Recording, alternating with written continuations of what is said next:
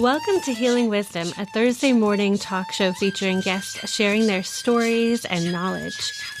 We discuss the healing aspects of the arts, metaphysics, social justice, and adventure through all types of terrain. So join me, Pandora Peoples, here on WOMR 92.1 FM in Provincetown and WFMR 91.3 FM in Orleans. We're streaming worldwide at WOMR.org.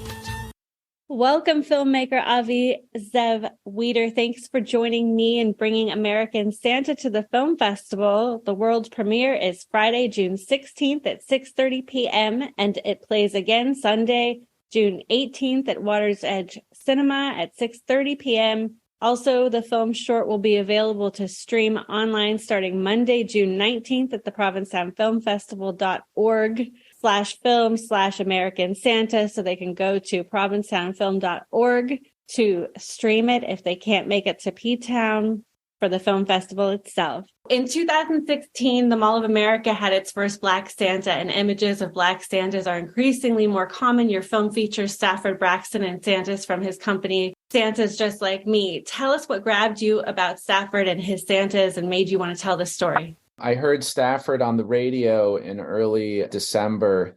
He was being interviewed about his business, about bringing Black Santas mostly to families and community centers, but he was starting to do it in malls. And when the interviewer asked him about the pushback he gets, and he said, like, I can't even tell you about the voicemails I get.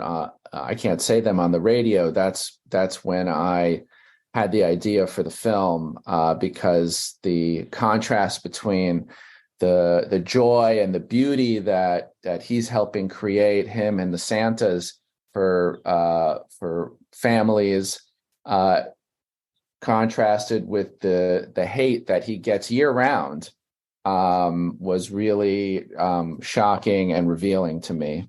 So why are these Black Santas so important for children?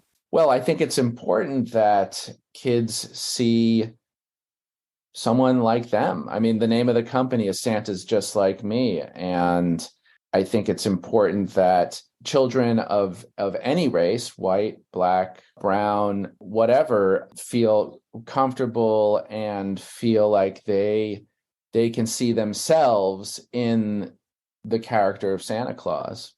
The kids really don't care. I mean, you say, we're going to go see Santa Claus. Santa Claus has the white beard and the red coat, and that's Santa to kids. They really, especially younger kids, it's not even an issue, unless racist beliefs are what make racists. Okay, so this is a learned thing. It's not something that kids are born into the world with, or any of us, for that matter. So Santa Claus, like Stafford says, can be anything. So you were the son of a rabbi. Can you talk a little bit about how that shaped your interest in storytelling?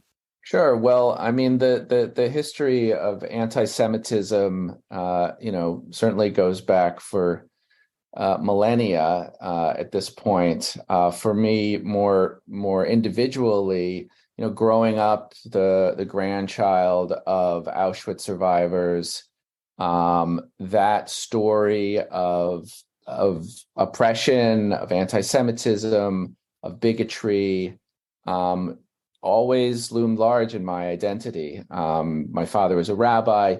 I grew up in Brooklyn, New York. But even there, in a progressive East Coast city, we still encountered anti-Semitism, where one day as a teenager, I came home. There was a voice message on the answering machine that was threatening my father, saying, I know where you are. You got to watch your back, you dirty Jew.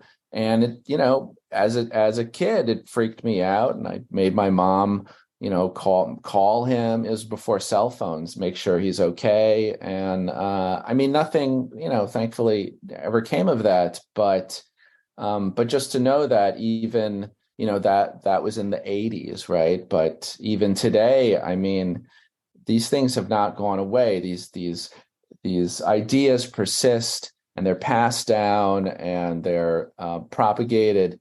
So as a Jew, my experience with that kind of hate definitely has always informed me, and kept my radar up for any group that experiences, especially in America. I mean, America's history of slavery truly is American history, and has shaped every part of how we live in this country.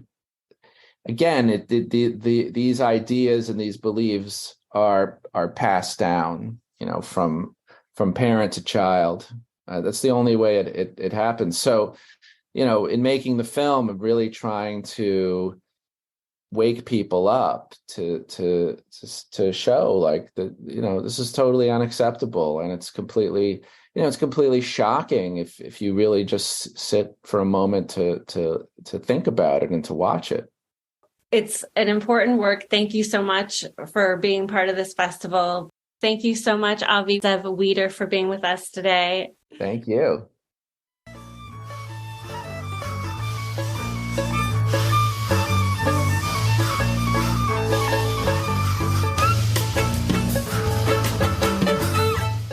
You've been listening to Healing Wisdom at Outermost Radio. All of our shows are podcasts at WOMR.org. Also check out healingwisdomradioshow.com and contact me at pandora@WOMR.org.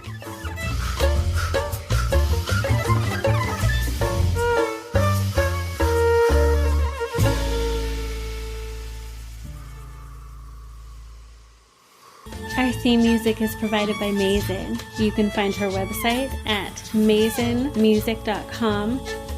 That's MAESYN